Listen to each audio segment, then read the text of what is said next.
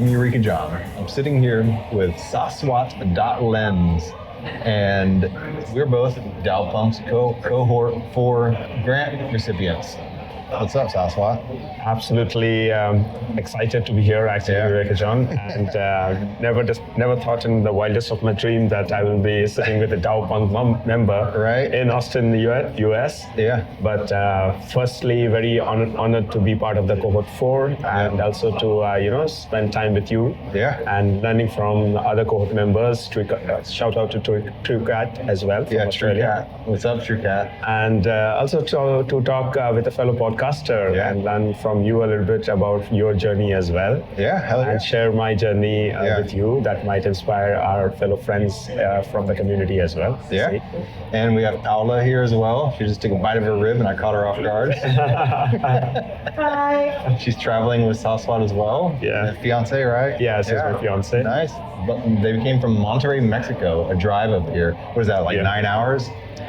I think, it's like 8 hours. And then add in 2 hours for the borders. Yes, that's far off. Far off. Yeah, so we're here at Rudy's Barbecue in Austin, Texas. It's a chain here in Texas, but it's like gas station / barbecue. I don't think too many people really get gas here, but they get the barbecue for sure. But so we're gonna eat some brisket and talk about our experiences with the whole in web, the world of DAOs. Yeah, the world of DAOs, and about being a DAO punk, because this will be our last entry. Yes, our last blog entry. It's been an interesting process of reflection this entire 6 weeks of what it means to work and be in the DAO space, in the Web3 space. Yeah. So tell me a little bit about your experience with DAO punks and why you chose to apply and all that. Oh man, it's wrong, man. The food is really I just needed tasty. an excuse to come here. So funny story, actually. 2020, during the pandemic year, I happened to become a DAO fellow at a very interesting organization called On Deck. It's called Be On Deck. It's based out of Silicon Valley, and there are a bunch of entrepreneurs and investors who interact very cohesively together. And they were running a fellowship called DAO Fellowship, and I happened to be a part of it. And that was an eye-opener for me to get into the world of DAOs, and I realized that we can work in a very decentralized manner as well, get paid in tokens, and that really opened a different worldview for me in terms of the DAO canvas. Okay. From 2020 to 2021, 2022, I dabbled in a bunch of DAOs, starting from a little bit with AI and data DAOs like Ocean Protocol, Graph Protocol, etc. I ran an accelerator with a Korean DAO called States DAO for a couple of months, trying to invest into Web3 startups. And for the last 9 to 12 months, I've been dabbling in Cabin DAO, in Rug DAO, in OCM Monkey, On-Chain Monkey DAO, which is like an ordinal DAO as well. And I really started enjoying my work as a Web3 educator, teaching about Web3, talking about Web3, and becoming a podcaster and a creator in the journey as well. Wow. So that's my story in the nutshell. And for the last 2-3 months, I've been coaching a lot of Web3 founders and builders in a community called Kernel OX. Kernel OX? Kernel OX. Okay. It's a community where a lot of new builders and Web3 enthusiasts come and get educated and learn a lot about the Web3 world, about a lot of blockchain technologies, and try to build something as well. And Ornella, from our last cohort, she was also part of Kernel KB8 Oh, rad. cohort. So I'm a mentor over there. And for the last 2.5-3 years, I've been enjoying my journey in this space. I've been interacting with a lot of high-performing people, especially who crave self-sovereignty, who have a very independent and strong worldview of themselves, of what they want to achieve out of the work. And I thought DAOs especially gives me that liberty to do what I want to do. And because I held a couple of DAO Punk NFTs, I thought I will send across the application. And I was lucky enough to get the majority of the vote as well. Yeah. Along with you. That's rad. So that's my story. Yeah, that's cool, man. So you've been in a lot of DAOs. You got like a whole merit badge sash of DAOs, like Boy Scouts up there. All the logos. But I mean, I guess that created like really strong network for you and a good reputation in Web3 and stuff like that, which in Web3 is like super important to have like a good online and digital reputation. That's correct. And it's feeding into the whole idea of a social graph and like decentralized IDs and stuff like that. So I think that's a pretty crucial thing to have, and I think that probably fed into you also winning the grant too, just by the large network that you've created from that. So yeah, that's super rad. I think DAOs and Web3 are all very community-centric units per se. So if you were to start in Web3 or in DAOs, you need to be a part of a community to resonate with a lot of people from those communities. So it could be an NFT community like, it could start off with an NFT community. You hold an NFT and then you resonate with a bunch of people, you start working together. Or it could be a protocol-based, token-based community as well, where all of you hold certain tokens, like Bankless community, right? Or Rug Radio has Rug community, etc. And then you actually resonate with a lot of people. So it's actually bringing a lot of people together who are almost thinking in the same spectrum or have done some similarities, per se. And then out of 1,000 people, you resonate with 50 or 10 people, and then you make friends, and you work together, build together, try to make business together, and support each other in a lot of on-chain grants and on-chain voting, etc., in multiple places as well. That support really helps. And if you're really lucky, like in DAO Punks, you can actually meet your DAO friends as well. I mean, you got to be very, very lucky in that sense. Yeah, I think the key word there that you said many times is community. And a lot of people think that in crypto and Web3 that you got to be technically savvy and you got to have a computer science background and all this stuff, and that's absolutely not true. There's so many people coming into this space have zero idea about computer science, and they're finding a digital community. And like Balaji Srinivasan said, the network state, as the digital world is descending upon us and every single thing we do has some kind of online interaction. I just paid with a credit card, and that's digital and that's data. And as that world descends upon us, we have to find our community in that. And those are becoming network nation states. That's absolutely right. Digital nation states, digital communities. COVID actually accelerated that. When everybody was in lockdown. Who do we talk to? We couldn't go outside and talk to our friends and neighbors. And we found people online. And that's how I found Bankless DAO. And then that's how I joined AV Guild and the Crypto Sapiens. And I was listening to Crypto Sapiens as well. Could you tell a little bit more about it? I mean, how did you pave your way and do those wonderful things within Crypto Sapiens? Sure. I mean, I was really just in the Bankless DAO, and Crypto Sapiens was Humpty, and he just wanted to start interviewing people. And me being in the AV Guild, I was like, yeah, sure, I'll record, And so I went in there and just started recording the episodes. And the guy sound man in there, he's a sound engineer, and he taught me how to use the audio editing software. I got zero background in like audio and video stuff. Oh my goodness.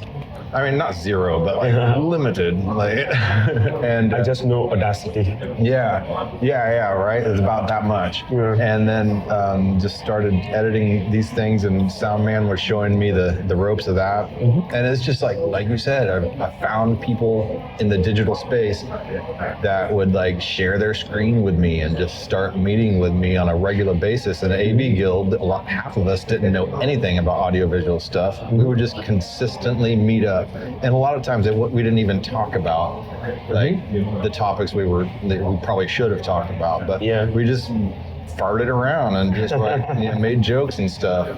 And and that's exactly what you're talking about, this community aspect, and that's what DAOs are bringing. Absolutely. So DAO punks, I've kind of like worked in parallel with DAO punks and alongside people that are involved with DAO punks, but I've never really participated that much in DAO punks myself. Mm-hmm. You know, like Sinjin and Live Fast and Crypto Bushi and Hiro Kanelli, you know, some of the main people there in DAO punks. Like, I've had at least like some tweet reactions back and forth at a very minimum with all those people in there. And I just randomly applied, you know, and I wasn't expecting, because, you know how some of these grants are. It's just like, yeah, we're supporting Web3, but a lot of times people just pass funds back and forth to each other, but it wasn't like that for DAO punks. So I gotta give DAO punks props. Like, you know, even though I wasn't like in the DAO all the time, I was still granted this grant, and that was pretty incredible to me. It kind of blew my mind, and you know, so yeah. I mean, earlier you were talking about network states by Balaji, right? I'm a big fan of Balaji as well. Mm-hmm. And within a lot of network states that are currently available as we speak, there is Praxis, and there is Cabin DAO as well. So I've been getting a little bit more aligned to Cabin DAO, because Cabin DAO, I conducted some of their supper meetups in Bangalore in India, in Taipei in Taiwan, and recently last month I did a supper club meetup in Mexico as well. And the fun fact is, the Cabin DAO, the neighborhood 0, is in Austin. Yeah, it's just west of here. Exactly. Have you been there? Maybe 30 minutes. No, I've never been there, but you should definitely go. I mean, Jonathan Mills, I think. Hills, actually. I think. John Hillis. Yeah. John Hillis. Yeah. Speaking of which, there's a Crypto Sapiens episode with John Hillis. You should check that out. Yeah. And you should definitely be more involved with them, because they are really building a great community, and they're very much aligned to the network state aspect of it. You can start attending some of their supper meetups, or you can host one of it as well. Mm-hmm. And I make more friends who are more aligned to that. And the reason I like the concept of Cabin is that a lot of our digital nomads are a lot of people who have been living in multiple locations across the globe, and they are vibing with a lot of digital friends. They are now starting to live together as well, along with their friends and you know, like-minded people around. Mm-hmm. So this is a concept that really vibed with me, and I was very excited when I learned the story about John Hills as well, where he actually started from his family's place. His parents gave him a place, and he left his job, and he started thinking that, okay, can he build on top of it? And then progressively decentralized it into a DAO, and that's what it is, Cabin DAO right now. And there are like hundreds of people joining in with the movement, and now it's a big one. I had no idea that it actually extended beyond Austin, to be honest. So, now you're like mentioning like Bangalore and all that stuff. I'm like, wow, I had no idea. So they started this last year, actually. So Matai, who shout out to Matai if he's listening to it, and he's a part of on-chain monkey community as well, and he and me, we vibe together again in Discord. And I joined one of his introductory call around Cabin, and he told me what they're trying to achieve, and they said that, hey, we would like to actually grant some money if you are able to host some meetups and invite like-minded people, whether it is builders or creators from the Web3 community in the city that you are in. So because I was in Bangalore during the ETH India time, I said, okay, I will host a party. I will invite a bunch of builders, and then I went to ETH Taipei in Taiwan. So I said, okay, I can do one in Taipei as well. And last few months I was in Mexico, so I threw another one as well. And the good part is I've been meeting builders in the space. So these builders are really like project builders, which means that in the future I can invest into their projects as well. Does it make sense? So it's a good kind of network and deal flow I'm getting access to just hosting small meetups like this. So that's why. So you're a networker. That's like one of your strong suit, isn't it? It seems like. I mean, to be honest, I was an introvert. Networking doesn't come very natural to me. But I've realized that if I'm in closed setups, where there are a limited set of people, like 10, 15, then I like to engage with them on a much more deeper level and try to understand them better. So a quiet place like this, 3 people having quiet discussions, I think that the bondage, the bond that you actually create is much more stronger, as opposed to a room of 50 people and like 2 hours and you just, tossing around from one place to another. I don't like that kind of networking. Yeah. So talking, engaging, and having a fruitful discussion, and eventually trying to help each other in their own life journey. I think I like to do that as well. And in Web3, especially, it's very important. Absolutely. The kind of sheer talent that we find in this space is mind-blowing. I mean, I was like, in 2020, when I was introduced to the world of DAOs, initially I was not convinced because I thought maybe, why would a person from Microsoft or Apple leave a job and come into this madness, right? There's a lot of ups and downs. There's a lot of chaos around this space as well. But then I met people who are like deep into it. And then that really convinced me that, hey, if these guys can do it and they're super smart, I know there is something good in it. I mean, why not we follow the suit as well? Yeah. One thing I've noticed about DAOs and Web3, it's really leveled the playing field, and it's given me access to a lot of people that I probably wouldn't have had any access to before, like professional, Hollywood video editors, and or just very high-level people, and a lot of rank. I mean, I used to work at a propane hose plant. It's not too glamorous, just kind of just this dude, and then like I'm getting on calls with people that I would consider very high-ranking citizens, like sharing their perspective and just seeing me as like almost an equal. I mean, no, not almost, as an equal member of society, because we're all like citizens of the Web3 together. world. Yeah, that's correct. Yeah, and so it's really inspired me to realize what I could become, and pushed me to quit that job and form my own business and become an entrepreneur and have faith in my own self and my skills to be able to thrive. And that's one thing that Web3 has given me. And a lot of times you say, you be around the people that you keep the company of people that you want to be like, That's and correct. so Web3 has given me that opportunity where I probably wouldn't have had access to a lot of those type of people in my, previous pre-Web3 life, So the digital communities have allowed that bridge. It's created a digital bridge into a different type of community. So, yeah. If I were to ask you not like playing the devil's advocate, but with the advent of AI, a lot of these creator tools are, are in the hands of everyone. So as an excellent video creator, how do you plan to embrace the world of AI as well? Oh, I'm not too worried about AI. Like with every new technology and every new innovation, there's always a lot of noise that happens of people just jumping into it and adopting it, but they're not necessarily the artists. And so an artist is really somebody that can separate the signal from the noise.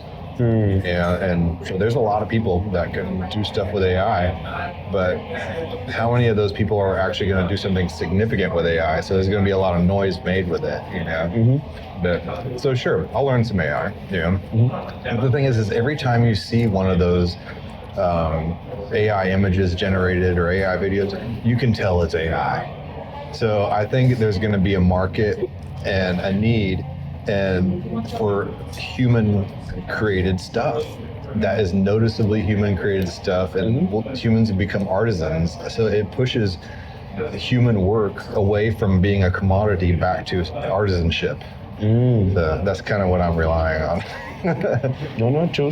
Yeah. Because a lot of creators right now, including me, I am into podcasting, and I recently got to know about a few AI tools that can actually mimic your voices as well. Sure. But they can't mimic the relationship. Yeah, that's correct. But they mimic the voices, so that was like scary because your voice is your a signature. Yeah. And if that is also getting mimicked with the same tonality, then it feels that why do you podcast? Because you can just write a script and mimic the voice, and then it tells it. But I've actually done video work for a client, and they do penny stock trading and stuff. But he creates all these online promotionals. Well, he just had to read from a script for about 15 minutes, and I had to film it so he could create deep fakes of himself, so he could upload scripts and just have it be uploaded to YouTube. So that's kind of what I'm talking about using technology in the right way, and so he's using that to capture part of his personality in order to be able to automate some things. But then again, like I said, that's a lot of noise that's being created, and so where's the signal in that? So that's right. Yeah. But anyway, I wanted to bring this back to DAO Punks too, though. What do you think is one of your biggest takeaways from being a DAO Punk cohort member? Now, this is week 6. Yeah. I think I've been reading your articles as well. I've been reading TrueCat's articles as well.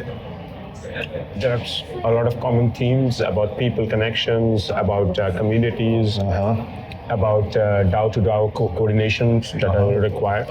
One of my takeaway is that the community value that we have within this community, where a lot of people are very active in multiple DAOs, if you could actually triangulate that particular data, that will be super helpful to a lot of people within the community and also who are outside of the community as well. Because there is a lot of good, high quality content and data within the DAO Punk community itself. So I think going forward, if there is a chance to have more DAO to DAO coordination, DAO Punk could play a central role in liaisoning these coordination between multiple DAOs. Like just imagine like 3 of us, you, me, and TrueCut from one cohort, we have exposure to multiple DAOs. Similarly, we have like 4 to 5 cohorts already, and there will be a bunch of other cohorts that will come up. So imagine like 15, 20 people who are already cohort members who've gone through this particular phase for like 6 weeks or 12, 8 weeks. We have something common to share. We have been part of something that is common across all these 15, 20 people. So, and we are very active in like 25 DAOs, give or take, So there's a lot of content and value that is there. And if you can capture that or try to, stitch it together so that is beneficial to everyone, that would be super helpful in my opinion. I agree. I think it'd be cool to have a multi-cohort meetup too. And somehow again, bringing this learning back from Cabin DAO. Cabin DAO has this excellent in real life meetups. Right, and they just started it last year.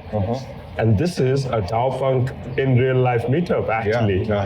So if DAO Punk decides that in the future, cohort members or cohort alumni or cohort enthusiasts met together in real life and a small sponsorship for these kind of catch-ups and meetups, and if you can record some good high quality candid discussions, that would really trigger a different kind of conversation within these DAOs. We can actually mint these conversations on blockchain. We do not have to just post it on YouTube. You can put it on Lens or Forecaster, and there could be a virality attached to that as well. You can put it up on Zora even. Zora as well. See? Everything's going on Zora now. That's correct. That's correct.